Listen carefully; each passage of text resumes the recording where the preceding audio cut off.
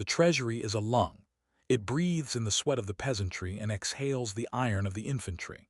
When the breathing stops, the state dies. We like to imagine the ancient world as a theater of bronze and blood, a place where heroes chased glory across dusty plains. We are wrong. The ancient world was a counting house. It was a cold, calculated ledger where every swing of a sword had a price tag, and every mile of a march was a withdrawal from the national bank. In the 6th century BCE, China was a fractured mirror, a collection of over 100 feuding states known as the Spring and Autumn period. This was not a time of knights, it was a time of bankruptcy. The Zhou Dynasty had shattered, leaving behind a power vacuum filled by men who mistook motion for progress. They raised massive armies. They built towering walls. They bled their people dry to fund campaigns that lasted decades. Into this chaos stepped a man who understood that the most dangerous weapon in the world isn't the spear, but the coin.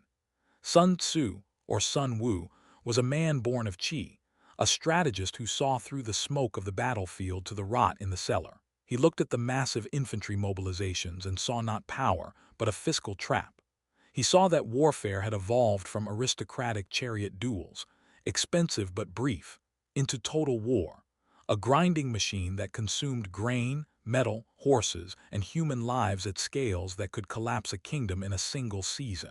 The statistic that haunts his writing is simple. A campaign could devour a year's harvest before the first arrow was even notched. We are talking about a total economic reset. We are talking about the complete liquidation of a society's future for the sake of a temporary border shift. Sun Tzu knew that if the war didn't end quickly, the state would end permanently. The paradox of the warrior is that the greatest general is the one who refuses to fight. It sounds like a riddle, a bit of Eastern mysticism designed to confuse the uninitiated. It is actually a brutal piece of accounting. We believe that victory is found in the destruction of the enemy, but Sun Tzu argues that total destruction is a net loss. If you burn the enemy's fields, you have nothing to eat. If you slaughter their craftsmen, you have no one to build your monuments. If you bankrupt their treasury, you inherit a corpse. The paradox is this: the more force you use, the less value you gain. We see this play out in the court of King Helu of Wu. The king wanted conquest. Sun Tzu offered efficiency. He famously took the king's 180 concubines and turned them into a disciplined military unit. When the king's favorites laughed, Sun Tzu didn't see a breach of etiquette. He saw a waste of human capital. He executed the leaders. He proved that discipline is the ultimate cost-saving mechanism. It turns chaos into order. It turns a rabble into a tool. By the time Wu faced the powerful state of Chu at the Battle of Boju in 506 BCE, the paradox was in full effect. Sun Tzu didn't seek a grand, attritional slaughter. He used speed. He used deception. He moved like a shadow through the gaps in Chu's defense. He preserved Wu's resources while shattering Chu's larger, more expensive forces. He won because he refused to play the game of attrition. He understood that a victory that leaves you broke is just a slow-motion defeat. We struggle with this today. We think that more spending equals more security. Sun Tzu would look at our trillion-dollar budgets and see a civilization surrendering to its own overhead. He knew that the supreme art of war is to subdue the enemy without fighting, because without fighting means without spending. The origin of this genius lies in the soil. Ancient China was an agrarian machine, and that machine required constant maintenance.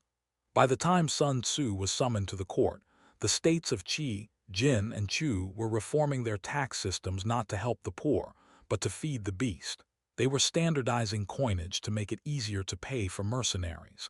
They were expanding bureaucracies to track every bushel of grain. The historical root of the art of war isn't found in a manual of swordplay. It's found in the tax records of the late spring and autumn period. Sun Tzu saw the Zhou authority crumble and realized that the states that survived were the ones that could manage their supply chains. He watched as farmers were pulled from their plows and handed spears, leaving the fields to rot. He saw the famine that followed. He saw the tax revolts that turned internal stability into a memory. This was the era of the warring states, a time when alliances shifted like sand, and the only constant was the drain on the treasury. Sun Tzu's text, compiled around 500 BCE, was a response to this systemic collapse. He didn't write for the soldiers, he wrote for the sovereigns. He opened his treatise with a warning that resonates through the centuries. War is a matter of vital importance to the state, not because of honor, not because of the gods, because it is the province of life or death, the road to survival or ruin. He broke the state down into 5 fundamental factors: moral law, heaven, earth, commander, and method. Look closely and you see a resource audit. Moral law is social cohesion. Will the people pay their taxes? Heaven and earth are the environmental variables that dictate the cost of transport. The commander is the manager of the human capital. Method and discipline are the administrative logistics. It is a business plan for survival in a world of predators. The mechanism of Sun Tzu's strategy is purely mechanical. It is the physics of the purse. He quantifies the cost of distance with the cold precision of a modern logistics officer. He tells us that an army 100 li from its base loses 20% of its supplies just in the act of moving. If you push that army to 200 li, your effectiveness is halved. The math is relentless. Every mile is a tax. Every day of a siege is a hole in the hull of the ship of state. To counter this, Sun Tzu proposed a series of mechanical metaphors for survival. Foreknowledge is the ultimate bargain. He advocated for 5 types of spies: local, inward, converted, doomed, and surviving. To the moralist, this is treachery. To Sun Tzu, it is an investment with a massive return on capital. One spy, paid a handful of gold, can prevent a march of 100,000 men. That single agent saves the grain equivalent of a mid-sized kingdom's annual tax. It is the ultimate cheap, high-impact tool. Then there is the mechanism of speed. Speed is the essence of war, he writes. Not because fast is better than slow, but because duration is the enemy of the budget. A long war is a termite in the house of the economy. It eats the wood until the roof falls in. He urged his commanders to forage from the enemy. This isn't just a tactic. It's a way to externalize the costs of the conflict. Make the enemy pay for your invasion. Turn their logistics into your supply line. We see this reflected in the just-in-time logistics of modern corporations like Toyota. Don't store what you don't need. Don't carry what you can't use. Minimize the inventory of violence. This mechanical approach turned the Qin dynasty into a juggernaut. Under the influence of Sun Tzu's precepts, the Qin reformers treated war as a balance sheet. They used rapid strikes and logistical dominance to unify China in a decade, avoiding the attritional slogs that had bankrupted their rivals for centuries. But there is a dark conclusion to this financial genius. If war is an investment, then the state is always on the market. The logic of Sun Tzu leads to a world where everything is a calculation and nothing is sacred. It creates a philosophical fragility. When we treat the state as a ledger, we forget that people aren't numbers. The Qin dynasty, the very empire that mastered Sun Tzu's efficiency, collapsed only years after its greatest triumph. It had become too centralized, too efficient, too cold. It had optimized itself into a state of brittle perfection. We see the same ghosts in our modern world. We look at the US in Vietnam or the Soviets in Afghanistan, and we see the exact failure Sun Tzu warned against: the prolonged war that erodes social cohesion and bankrupts the homeland. Vietnam cost the American taxpayer $168 billion in adjusted currency, fueling a cycle of inflation and debt that reshaped the global economy. The Soviet invasion of Afghanistan didn't just lose battles. It liquidated the USSR's remaining solvency, hastening the collapse of 1991. Today, we use cyber operations and drones because they are the cheap tools of the modern age. A drone strike costs $30 million. A manjet costs $100 million. We are still trying to follow Sun Tzu's math. We are still trying to win without paying the full price. But the ledger always finds a way to balance.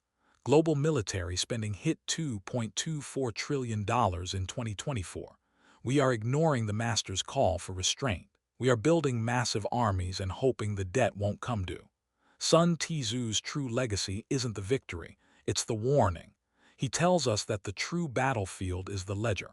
He tells us that victory is not a trophy but fiscal survival amid chaos. If we continue to spend our future to protect our present, we will eventually find that there is nothing left to defend. The treasury is a lung, and the world is starting to hold its breath. We are walking the same road as the warring states, obsessed with the iron and blind to the grain. In the end, the most expensive thing in the world is a war you thought you could afford. The shadows of the counting house are long, and they are reaching for us. We must learn to win without fighting, or we will eventually find that we have fought ourselves into nothingness. The genius of Sun Tzu was knowing when to close the book and walk away from the table. We are still placing bets, hoping the house won't notice we're broke. But the house always knows. The ledger never lies. The cost of glory is always higher than the price of peace. This is the art of war. This is the geometry of ruin. This is the end of the line.